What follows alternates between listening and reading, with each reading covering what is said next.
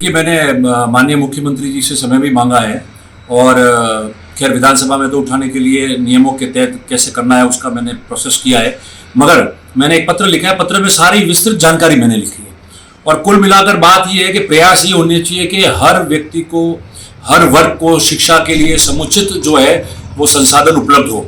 इसलिए मैंने उस पत्र के अंदर सारी बातें लिखी है और हुआ ये है कि जिला प्रशासन को, जिला कलेक्टर जी को, जो स्थानीय प्रशासन है जसवंतपुरा का, उन्होंने तथ्यों से पूर्ण तरीके से अवगत नहीं कराया। जो जिम्मेदार लोग वहां बैठे हैं, कार्मिक है या जो भी जिम्मेदारी जिनकी है, उनको अवगत कराना चाहिए था कि क्या स्थिति है और उसको कैसे हम लोग डील करेंगे। उन्होंने कराया नहीं। एक कागज आता है और वो उसका पत्र का जवाब भेज के और कर लेते हैं और उसके पीछे कहीं ना कहीं राजनीतिक षड्यंत्र भी हो जाता है। तो ये हमारा, उन्होंने जिला कलेक्टर से और जिला प्रशासन से इसको छुपाया। मैंने जिला कलेक्टर जी से भी ये निवेदन किया है इस बाबत।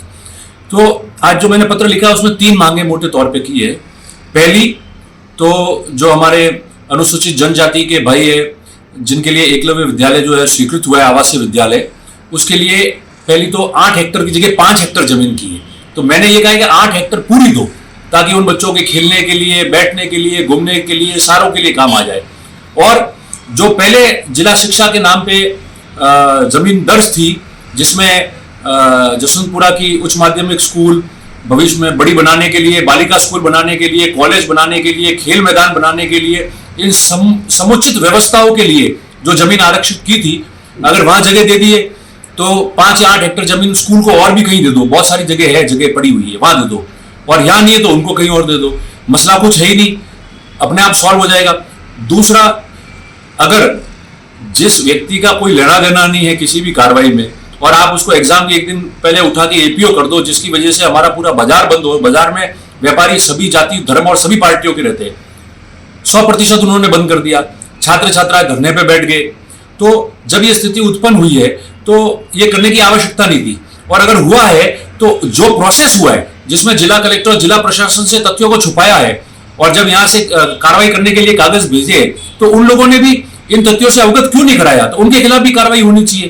तो सभी लोगों के साथ में समकक्ष कार्रवाई होनी चाहिए और उसको निरस्त करना, स्कूल के लिए अलग जगह देना और एकलव्य विद्यालय जो हमारा आवासीय विद्यालय है उसको जल्द शुरू करना, ये हमने मांग की है। बाकी बहुत सारी बातें हैं, चिंतन मंथन हमने ही तो किया है। हमारे जो एसटी समाज के लोग हैं उनके लिए विधानसभा में टाड़ा माड़ा के तर्ज पर उन लोगों को यहाँ सारी सुविधाएं मिले। इस क्षेत्र में सबसे पहले विधानसभा में मैंने उठाया इस मुद्दे को। और पूर्व में भी हमने देखा कि कुछ दिनों पहले बड़े लोगों की तो छोड़ दी और जो खेतों में एक एक दुकान लेके अपना रोजगार कर रहे हैं, ऐसे हमारे भील समाज के जो लोग थे उनकी दुकानों को तो लॉक कर दिया, दूसरों को छोड़ दिया।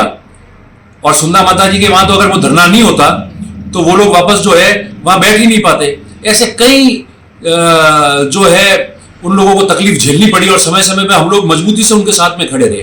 तो मैंने एक पत्र लिखा है, कोशिश करके मुख्यमंत्री जी को भी मिलूंगा और कोई इसमें लंबी बात करने की जरूरत नहीं है। जिला कलेक्टर जी को सारी चीजें जो वो समझ में भी आ गई है कि कहाँ तथ्य छुपे हुए और क्या करना चाहिए। इसलिए मैंने कहा है कि एकलव्य आवासीय विद्यालय का काम जल्दी शुरू कराए और 5 की जगह 8 हेक्टर करे और 8 हेक्टर जो उनको दे रहे, 8 हेक्टर कहीं और स्कूल के लिए भी, अन्य कामों के लिए, जिसमें भविष्य में बालिका स्कूल बन जाए, खेल मैदान बन जाए, तो उन समुच के लिए भी जो है उसको आरक्षित कर दे ताकि सारी समस्याओं का समाधान भी हो जाएगा और काम भी बराबर हो जाएगा। तो मैं समझता हूं कि एक अच्छा सकारात्मक रवैये के साथ इसका अच्छा हल जो है वो निकलेगा।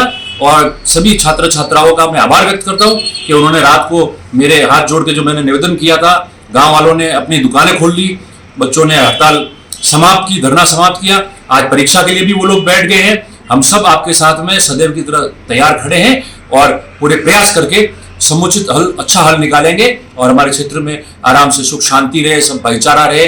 इसके लिए जो हम लोग प्रतिबद्ध है उसके तहत सब मिलकर आगे काम करेंगे।